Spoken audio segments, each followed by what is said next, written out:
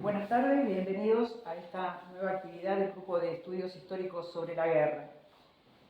En esta oportunidad vamos a tener la presentación del libro The Black Watch and the Great War, Rediscovered Histories from the Regimental Family, por Norman Fraser Brown. Vamos a hacer una muy breve introducción. Fraser ya nos ha visitado en otra oportunidad en nuestro grupo para una conferencia y en ese sentido es ya un amigo familiar de la casa, así que bienvenido nuevamente. Es doctor en Historia por la Universidad de Dundee, Escocia, donde también se desempeña como investigador honorario.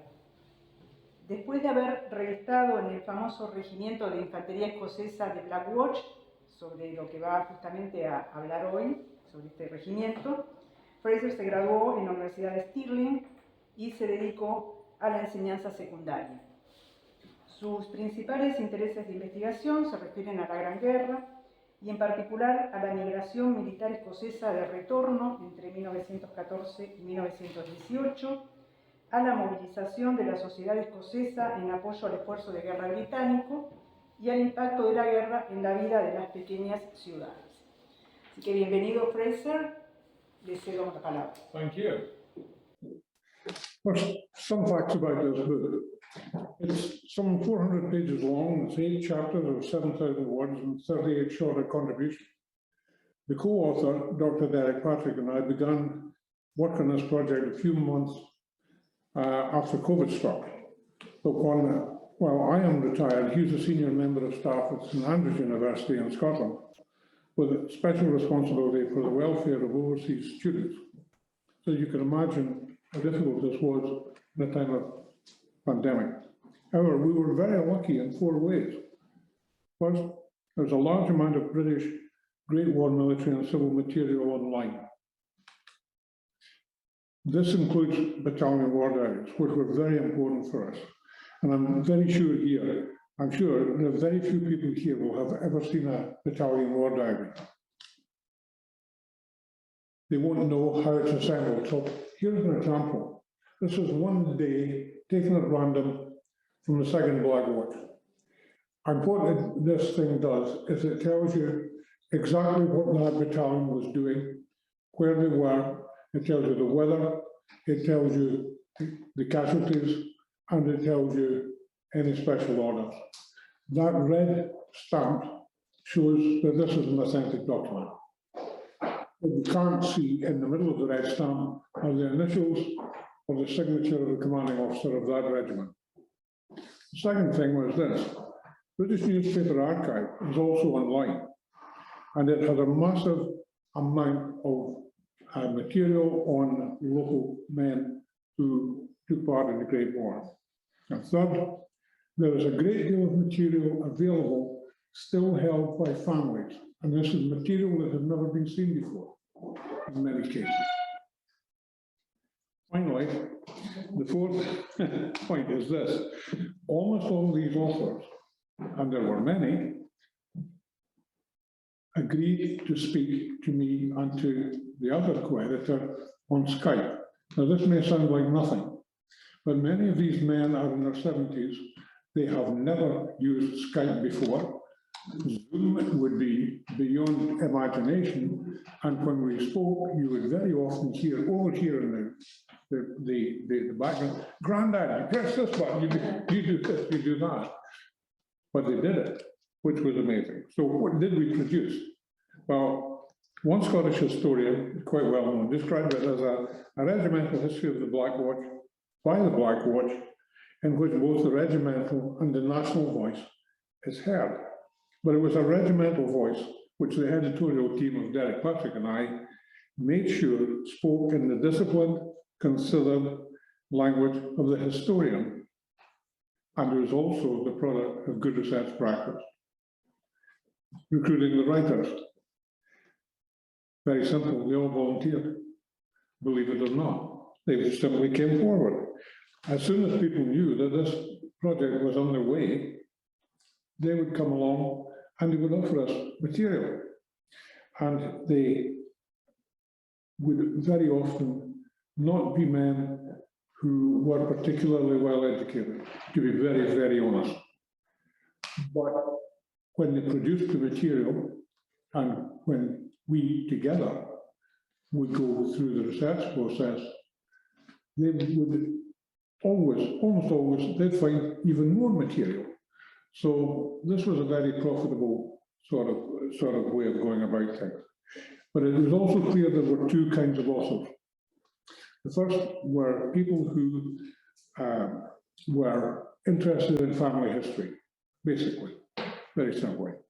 And they would produce material.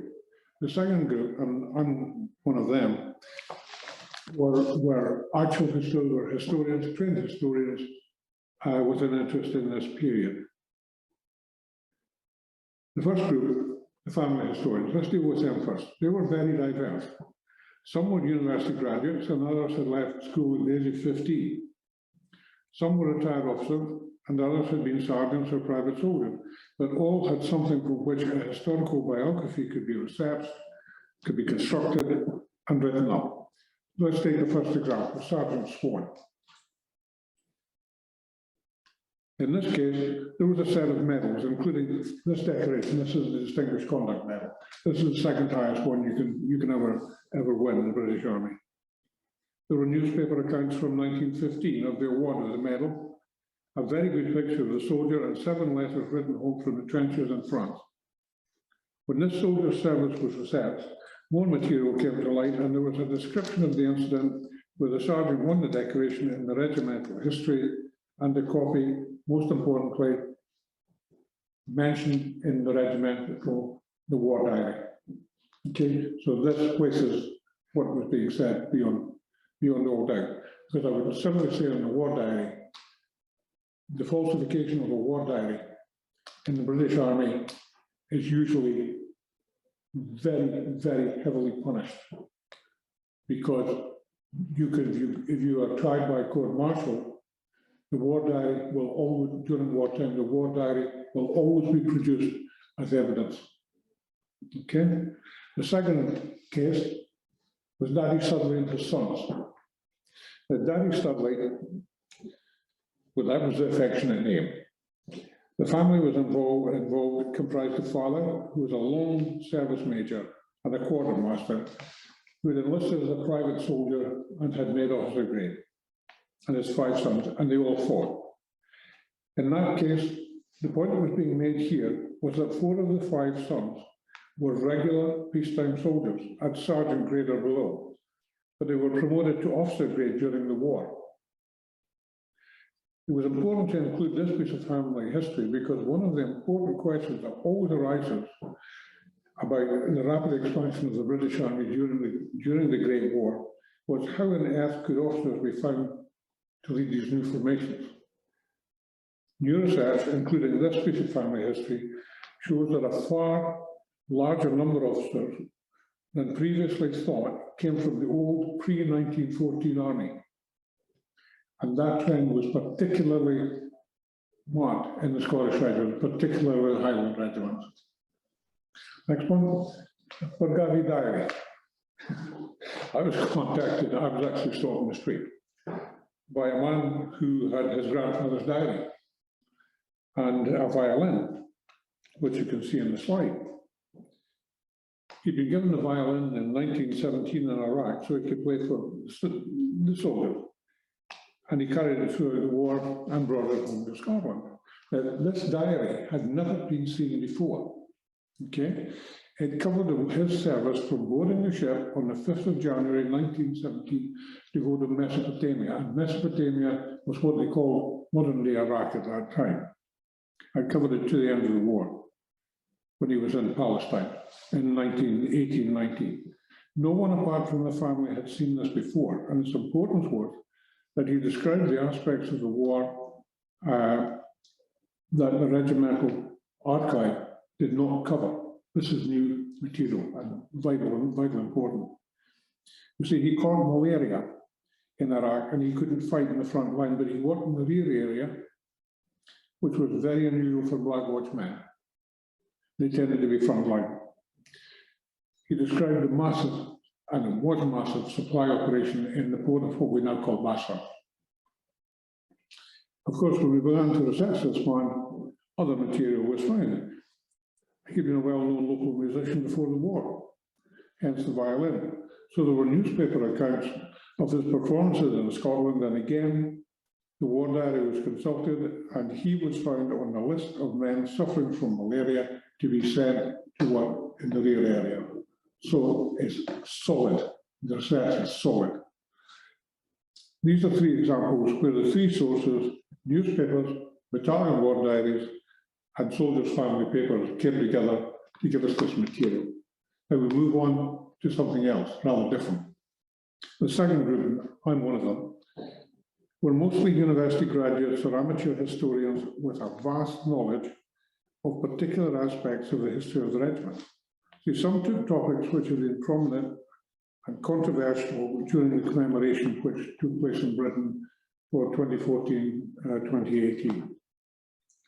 And we looked at these in the context of Black Watch history. Now, one example of this was the problem of underage soldiers. And that is young boys under the age of 19 who were fighting in the front line. Okay? 100 years after the war, vast numbers of the British public were absolutely shocked and horrified and disgusted that this took place. Next one. You see these, if you look at the faces, will tell you everything.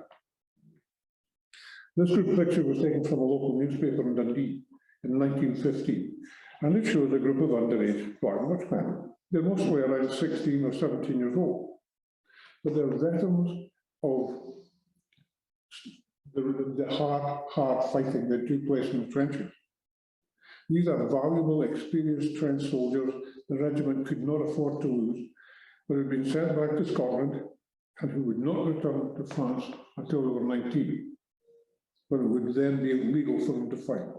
The single photograph is of a young soldier born here in Argentina, joined underage straight from school in Scotland, who was killed in 1917. It was Lyle Anderson. He was sent back, he'd been to St Andrews. He was sent back to Scotland to prepare for the university, the local high school, American high school. The day the war broke out, he joined, underage. And he went through this until he was killed. On the other hand, a number of members of the Regimental family wanted to make sure the close relationship between the soldiers and the people at home were not forgotten. Some who looked through the wartime newspapers and discovered the extent to which children were involved in voluntary work in support of the Black Watch during the war thought that this should be included, and we did it. Others even found pictures of their own relatives amongst the 100-year-old material, and it confirmed their own family stories that they had relatives working for the war effort when they were just children. In the long thing, there's a long vignette. It's about 5,000 to 6,000 words long. It's called the 7th Battalion and School Children of Fife. Next one. Right. We explored it. Now, the first thing to understand, and it's vital that I make this clear, Scottish children did not experience the war in the same way as English children did. In Scotland, education was run by the Scottish Education Department. In England, it was run by the English. What happened in England was children were allowed to go and work in factories and one thing or the other, and they were, frankly, in my opinion, abused. In Scotland, we didn't do that. The kids stayed at school until it was time to leave. What they did was something very different. They self-mobilized in a very big way. They also worked as volunteers after school hours. Okay? So what could children do anyway? Well, these girls are from, thank you, a little school called Gary School. These are the girls who are 15, 16 years old. This is something like the third week of the war. It's this early. They got themselves together and they thought that they would raise money for having Flower Day, and they would send it to buy cigarettes for the soldiers who were going to fight. See, at that time, soldiers believed that if you smoked, you're more likely to stay awake. The hard brutal fact of the matter was, if you were a sentry in the front line and you were found asleep, they'll shoot you.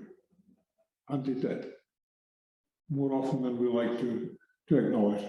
They believed, soldiers believed they would stay awake. And that was what they believed. Members of the Boys Brigade in Dundee, it's a youth organisation that's very strong in Scotland, were so successful in raising money for the Russian Red Cross in 1915, they received an official award from the Tsarina. In Fife, much of the money raised was spent on buying extra uniforms and equipment for the 7th Fife Battalion, and they even paid for special telescopic sights for sniper's rifles before the army provided these, and boys made, next one, periscopes, so you could look up over the trenches. And it's important to understand too, these kids are not exploited, they are leading in many ways. You see, on one occasion, a bunch of kids turned up at the training barracks in Perth with bags, heavy bags. They got the officer on duty and they said, here's some money, sir. Please buy 2 machine guns. And they handed over the money, just like that. That they'd raised, they'd worked in the fields and done all sorts of stuff, but they raised the money and that's their money and they will spend it. They're not dupes. They know exactly what they're doing, for better or for worse. You see, others bought bagpipes for Scottish youths going to fight, because the idea of a Scottish unit going to fight without pipes is not on. Girls were employed in producing medical supplies, rolling bandages. They made shirts from cloth they bought themselves for the soldiers. They wrote letters for wounded soldiers and lots of other things. Next one. Groups raised money to buy ambulances. Boys grew food in the school gardens, and above all, they were very, very successful in growing opium poppies, which were harvested and were turned into morphine, because that at that time was the only effective serious painkiller you had for amputation and some of the terrible wounds they would suffer on the Western Front. Another very successful activity, which is most common in Scotland rather than England, was the collection of a plant called sphagnum moss for wound dressings. You see, it is a natural coagulant, and it also has very, once cleaned and processed, very good antiseptic properties. Next one. And here they are, kids from a local school. There's another chapter where newspaper material was absolutely vital. And this was in the chapter called Survivors of Non-Abortion, fought between the 8th and 12th of November 1914. Next slide. Okay. This very, very bloody battle was vital to the survival of the British Army. And if it had been lost, the German army could have seized the Channel ports and could have knocked Britain out of the war. Many years later, Ludendorff himself identified the German failure in that small but very bloody battle as one of the turning points of the war. Black Watchmen wounded in that fight were evacuated home to Scotland and were interviewed by the local newspapers, who printed whatever they had to say about the battle. They gave details that would never have been printed later in the war because of censorship. So while the generals wrote the dispatches and the reports, and the politicians made all the speeches, quite suddenly in the local newspapers, the voices of ordinary, very ordinary soldiers were being heard alongside those of the generals. And you know, 100 years later, when we look back at the newspaper, partly because of the quality of the newspapers themselves, they survived. And there we could see it. And this was, I was at that parade when 100 years later, we all put our hands in our pocket and we paid for this from the Regimental Family. A more controversial topic, next one, was the performance of the Indian Corps, which arrived in France in October 1914, and to a lesser extent also controversial was the relationship between Indian soldiers and British soldiers during the war. Okay. There's been a very savage debate within amongst British military historians and others on this topic. It has been going on for a long time. There's a big budget Hindi language movie called Sergeant Singh Rangoon. It was released in 2018, and it showed the relationship to be extremely bad, involving lots of violence and a lot worse than that. In this case, the issue of the Indian Corps performance and British-Indian relations were examined purely from a Black Watch perspective. In fact, you see the second Black Watch arrived in France from India with 3 Indian battalions. They formed a thing called the Bareilly Brigade. At that time, this was 1 British battalion, 3 Indian battalions, and they were joined by a second Black Watch battalion called the 4th City of Dundee. And that was a 5 battalion brigade. That was how they ran it.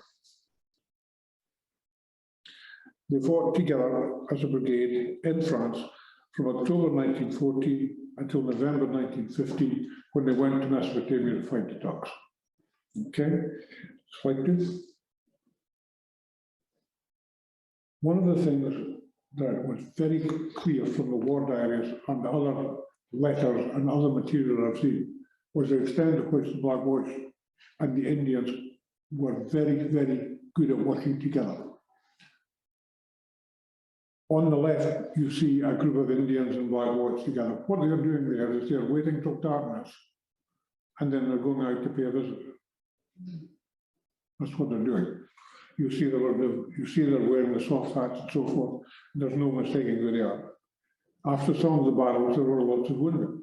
And in the center, you see a Black Watch piper playing for Black Watch and Indian wounded. Above it, on the right, you see there are 3 little pictures of Indian soldiers, and there's one below. And these are in the Black Watch Museum. They're drawn on the back of cigarette packets, because that's all they had. Okay. So when I came to research all this, I was lucky not only to have access to the Black Watch archive, but also to the war diaries of the Indian battalions, which were written in English, not in Hindi or Urdu. The unit most closely associated with the Black Watch was the 58th Lawrence Rifles. They had a very good regimental history written in 1933, so details of the fighting could be cross-referenced and so forth. But perhaps best of all, the 4th Battalion of Black Watch, with the territorials from the city of Dundee, contained a group of former journalists known as the Fighter Fighters. These men were, as I said, were journalists. They wrote home, and their letters were kept. Unsurprisingly, they came out, and when we started to work on the book. And the picture that they paint of the time they were with the Indians in France is one of respect, and it is goes totally against everything in that movie. And some of these men later became quite famous. One of them, the back row, can you go back just a little? Yes. Is third row at the back. He was the man who did these drawings. He was also one of the top flight of war poets, and he was later honoured in various literary honours and so forth. And his account of all of this was really quite stunning. The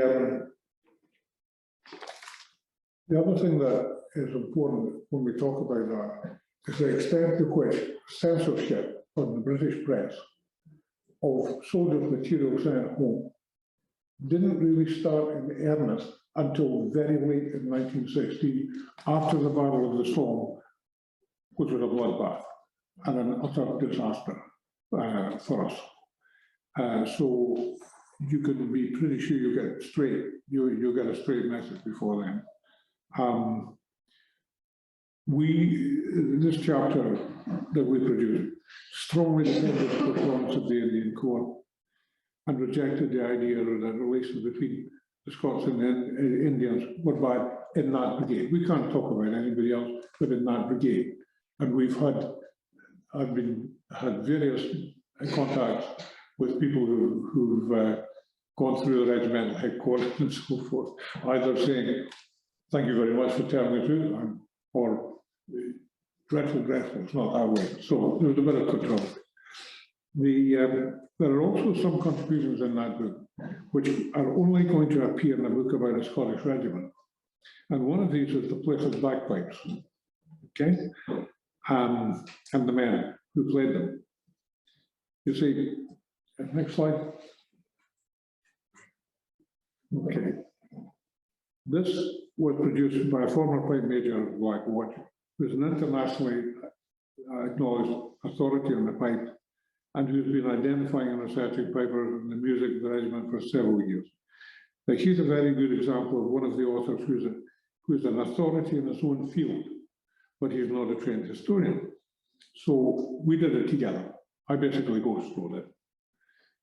The image of the piper alone, often not even a pistol, leading the troops into the advance, bayonet specs across the machine guns and all the rest of it, was a hard, stark reality in many cases. That was how it was. You may think they're crazy, and yes, they are to a certain extent, because you might have 10 pipers in the regiment, and before a big attack, they would draw lots. They would put their name in the hat, and they would draw lots to see who would have the honour of doing this, and probably getting shot at the same time. You see, this is a slide of a man called Dan Labour. He is reenacting how he won the Victoria Cross for a movie that was made in Britain several years after the war. The battle was called Wounds. See, the figures are quite stark. In the Black Watch, 382 pipers served in the frontline battalions. 78 were killed. Another 103 were wounded. 6 more were wounded and made prisoner, and they all died in captivity. What's not generally understood, even in Britain, is that the pipers are not bandsmen. They are, and they always were, fighting soldiers. Amongst other things, this chapter explores the role of the pipes and their music in creating the esprit de corps amongst the recruits, and how the pipes are a constant reminder of the soldiers of the regiment, who they are and what is expected of them. It also examines the role of the pipe major as a composer, as the custodian of the culture. Another aspect of the book that was particularly Scottish and has caused a lot of surprise, particularly amongst overseas readers who've been in touch, was a chapter called Combatant Ministers and Sons of the Manse. Next one. And it's about ministers of the Church of Scotland who fought as combatants.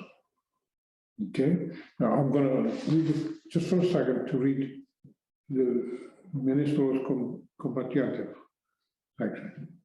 And you'll see why in a second.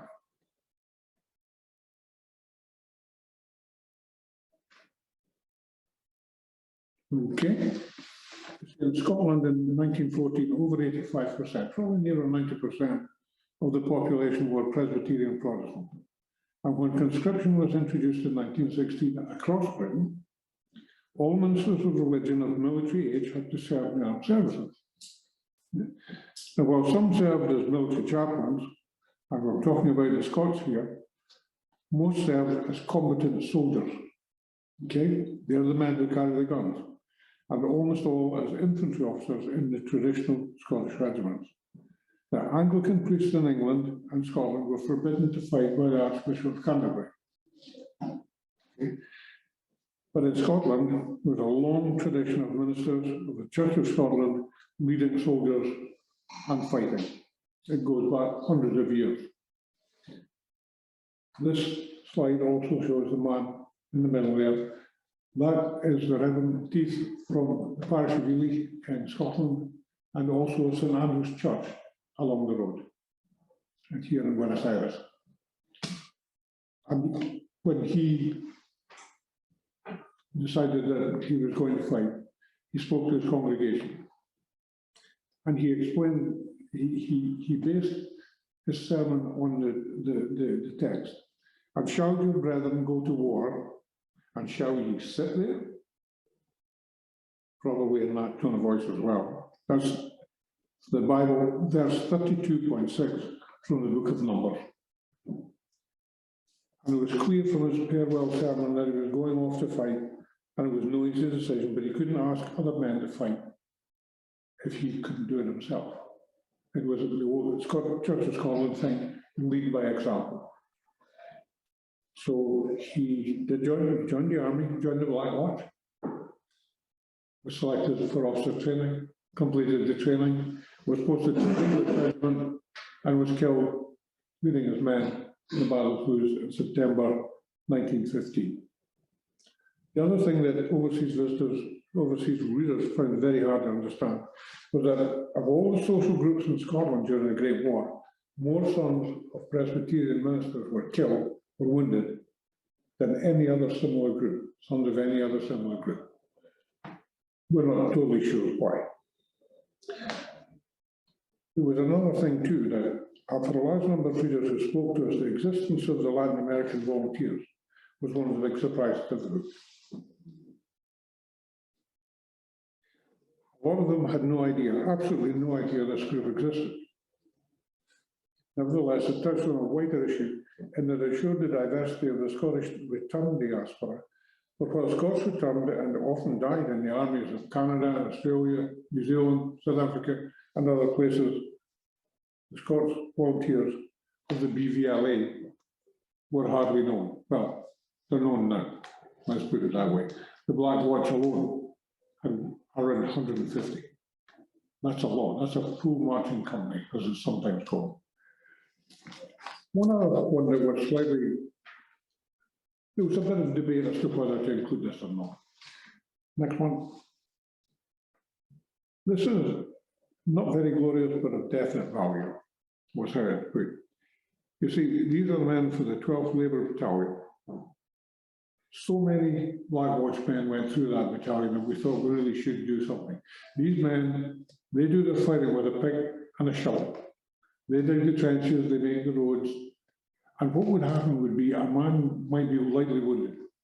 After he's recovered, he'll be given, he'll be sent to the Labour Battalion, you work there for a couple of months. So it's a light duty. Vast amounts of men went through that. And we could attend that, and they were also involved in holding back the Great German Offensive in the Labour, because unlike in the armies of the other allies, these men can defend themselves. The French wouldn't give their colonial Labour people guns, and the Italians, who had a few from their empire, the same. Wouldn't like that with us. These men will defend themselves. And finally, this is the last man standing. We come to the last man standing, last living Black Watch soldier. He died in 2005.